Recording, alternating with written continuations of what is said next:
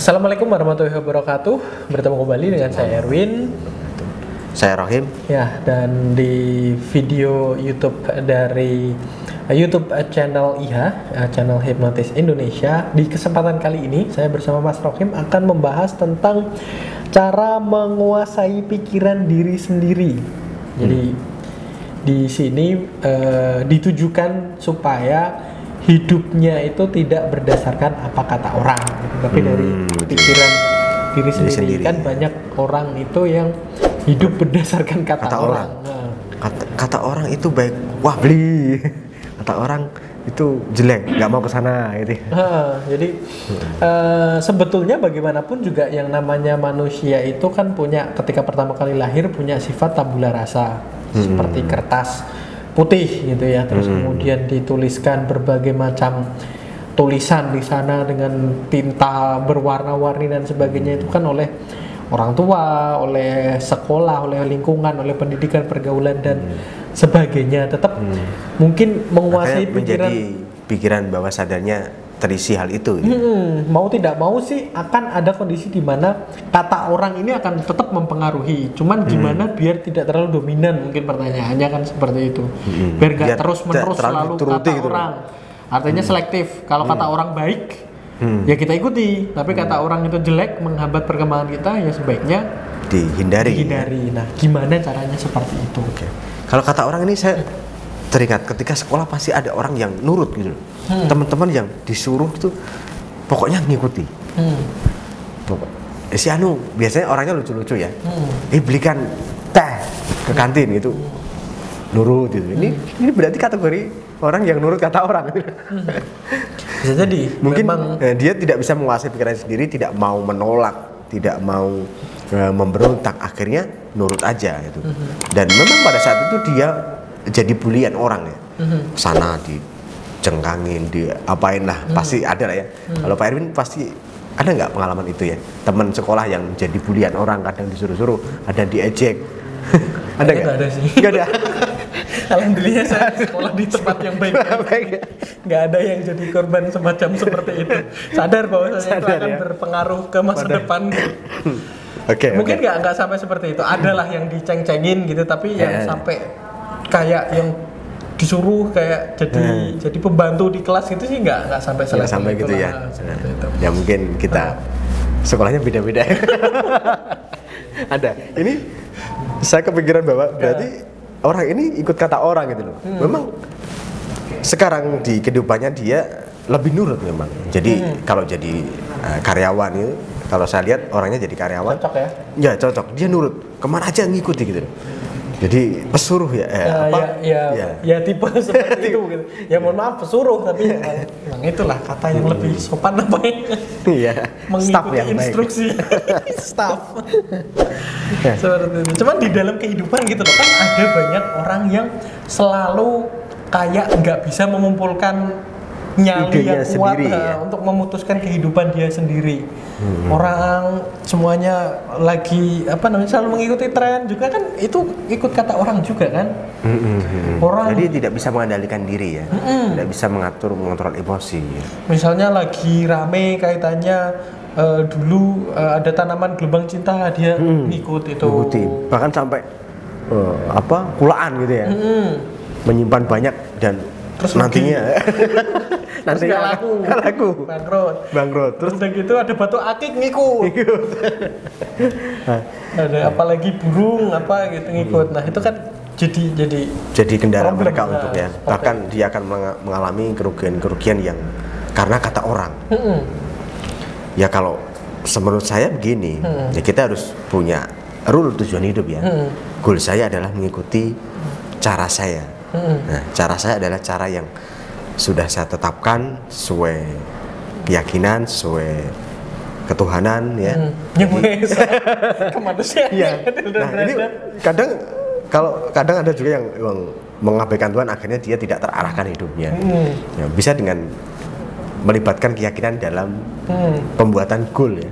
Jadi orang yang saya ikuti katanya adalah orang ini. Selain itu no.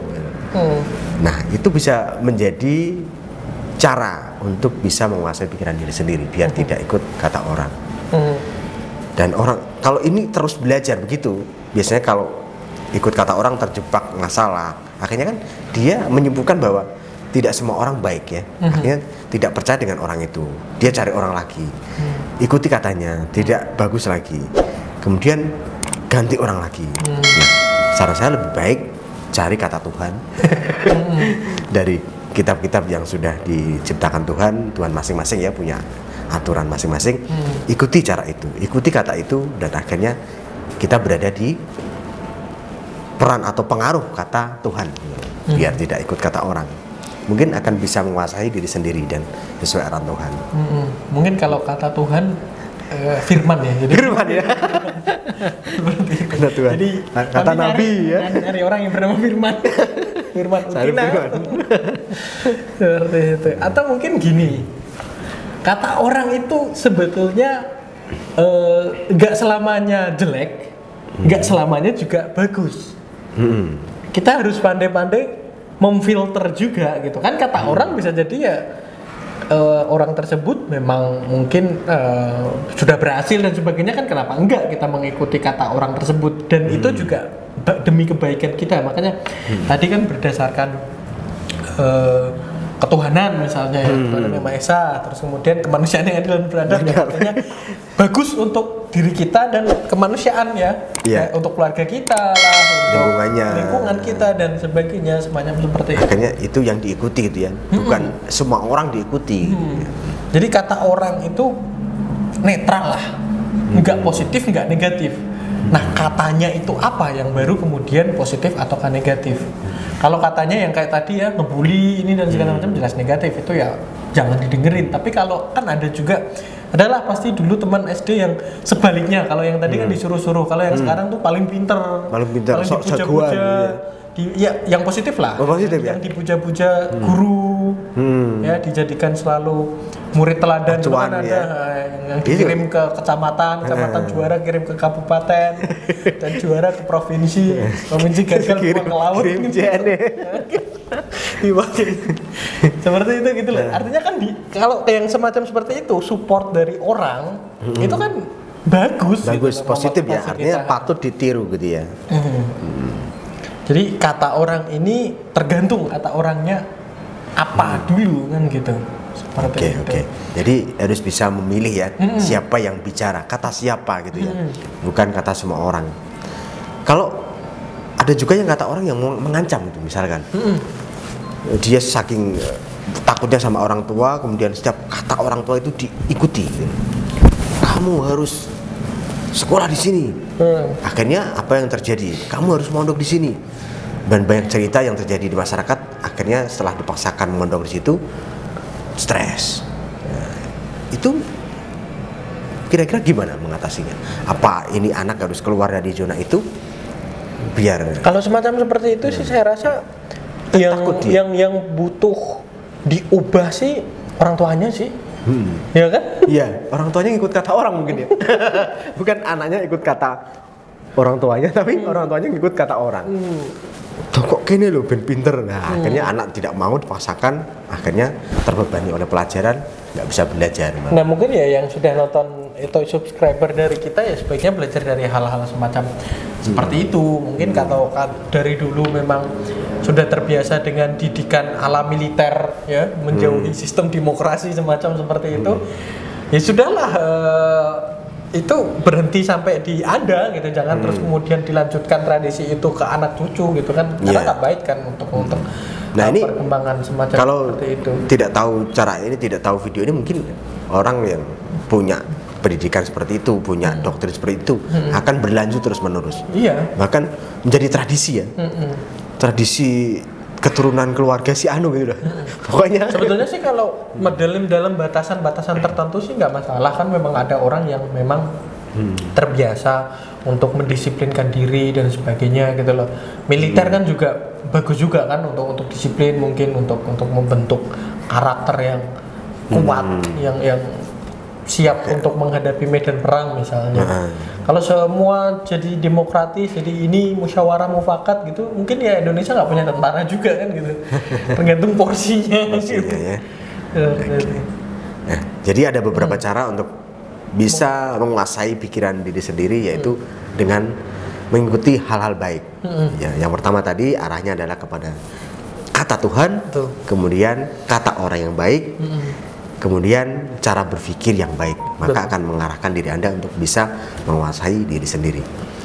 Dan cara-cara ini bisa kita lakukan ya, ketika kita punya kontrol terhadap self diri kita, self talk kita. Nah, self talk ini bisa kita pengaruhi, bisa kita arahkan pada self hipnoterapi ya. Ada pelajaran self hipnosis, self hipnoterapi yang bisa kita masukkan dalam diri, kita latih di dalam diri agar selalu bisa pada jalan yang baik dan tidak selalu mengikuti kata orang. Kita punya kontrol, kita punya kendali atas pikiran, perasaan dan tubuh kita setelah belajar self hipnosis ya.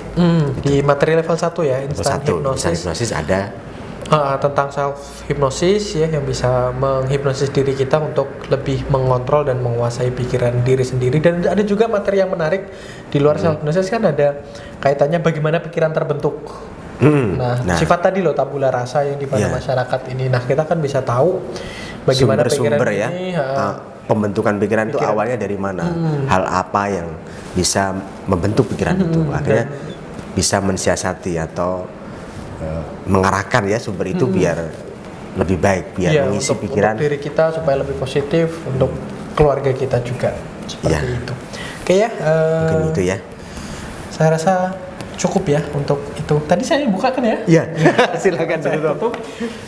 Menarik sekali pembicaraan tentang menguasai pikiran ini. Jadi silakan bagi yang belum subscribe bisa subscribe YouTube channel ini. Bagi yang mau berkomentar pertanyaan apapun, mungkin di kesempatan yang lain kita akan buatkan videonya. Saya akhiri untuk kali ini. Wassalamualaikum warahmatullahi wabarakatuh.